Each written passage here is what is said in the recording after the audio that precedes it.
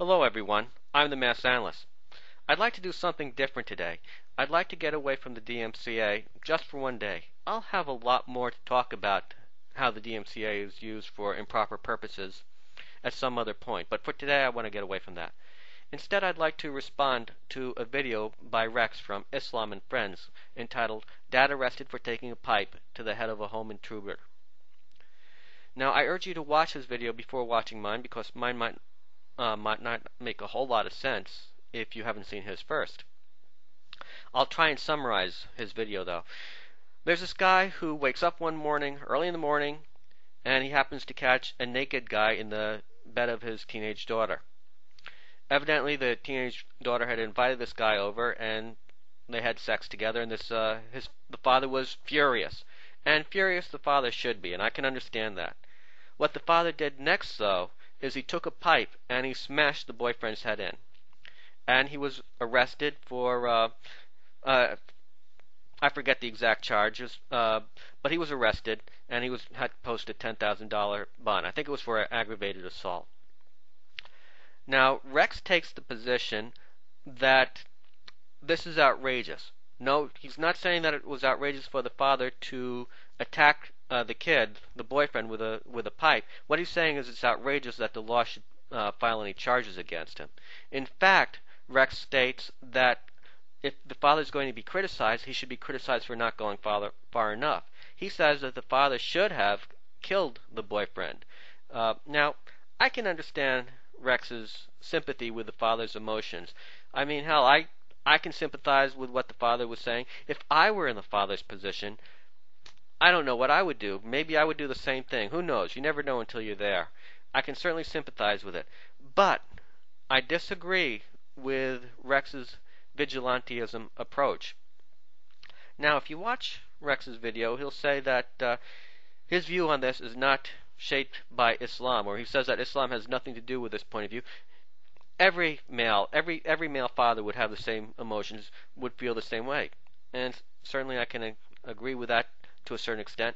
However, I'm not sure that I agree that his point of view isn't shaped by Islam. Whether you are conscious of it or not, I think probably almost every thought of yours is influenced in some manner, even if subconsciously, by Islam. So I have a hunch that Islam does indeed shape your point of view. And it certainly shaped the point of view of some of your co-hosts. I think one or two of your co-hosts explicitly endorsed this sort of thing because of Sharia law. And I think this is a perfect example of why Sharia law and American culture / sensibilities just won't mix. Now again, I'm not saying that I don't sympathize with the father, but he shouldn't have taken the law into his hands, and the law has every right to charge him. Now, I want to back up what I say by trying to split the problem down. You say that the father had every right to attack the guy for intruding into his home like that. I want to break it down. Let's change the facts of the situation. Instead of the father finding the guy in bed with his daughter at first thing in the morning, what if he had come home from work 7 o'clock at night and found the guy studying mathematics with his daughter at home on the kitchen table, at the kitchen table? Would the father, under those circumstances, even though he had never given his permission to the boyfriend or to the co-studier, even though he'd never given permission to set foot into the house, would the father have the right to bust the guy's head in with a lead pipe?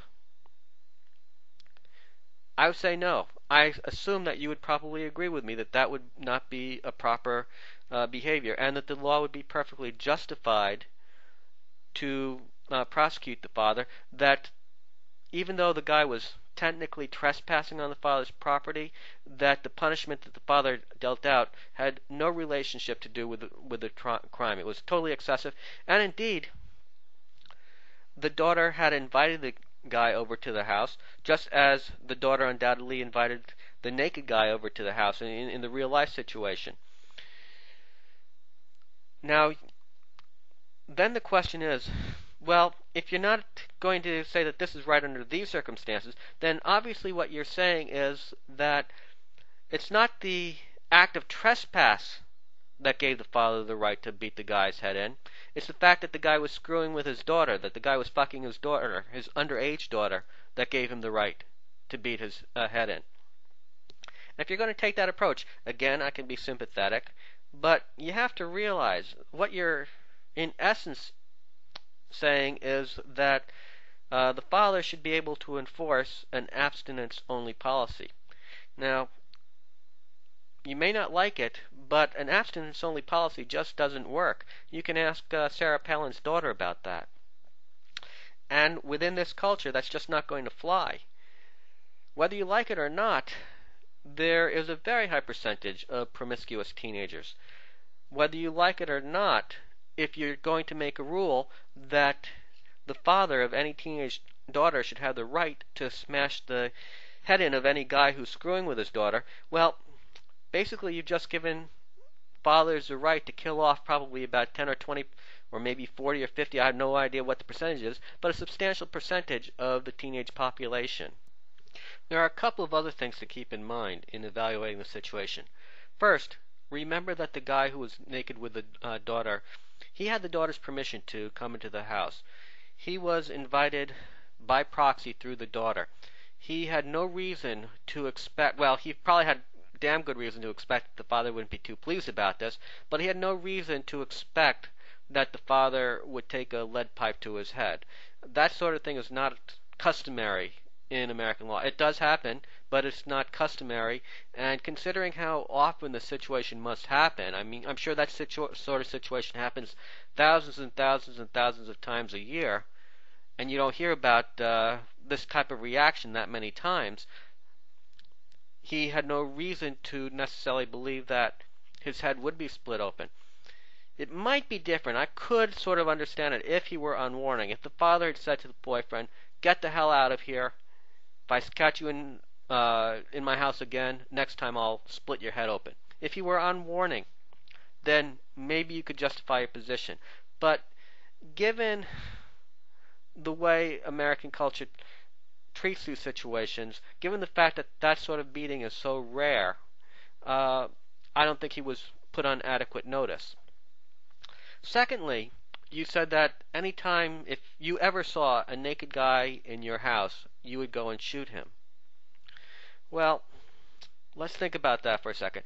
Under certain circumstances, that would undoubtedly be justified. If the naked guy was threatening your wife or your kids, or if he was a really big guy and you really genuinely felt fearful for your life. But what happens if the naked guy is there because he has dementia? What if he's just senile? Cuckoo, wacko. Okay, I know those aren't politically correct, but suppose he has Alzheimer's. He doesn't know where the hell he is. He doesn't understand that you shouldn't go walking around naked. And he could end up in your house like that. Should you kill him then? Should you kill him without asking questions first? What if he's like a tiny guy, poses no harm to anyone? Why not just hold a gun to his head and call the cops and let them deal with it? This making of an absolute rule of, yes, I'm going to shoot him, no questions asked, that unnecessarily increases the danger that you may end up killing somebody who's there through no fault of their own. In other words, they're not capable of making a conscious decision of how they act. So I find that that's, though it's an understandable position, I think actually carrying that out without even first making any inquiries, without even first determining whether the guy is a real threat to you or your family, I find that to be irresponsible. Now, as I said at the beginning, and you may not like it, I think that your position, even though you say it's not based on Islam, even though you say it's based on just normal human emotions, I think your position is at least subconsciously based on Islam. I think it shows why Sharia and American custom just aren't going to mix. Now, maybe this isn't totally justified by Sharia. You're certainly a better expert than I am. But it's certainly what you're advocating is honor killing. And again, I've heard it said many times that Islam does not specifically sanction honor killing, but it sounds to me like you, whether it's being influenced by your beliefs in Islam or not, it sounds to me like what you are doing is advocating an honor killing. an honor killing system that would probably kill off at least 20% of the American male population under 18. Well, that's my opinion on things. I'm sure you'll disagree, and c'est la vie. This has been the Mass Analyst, under an N.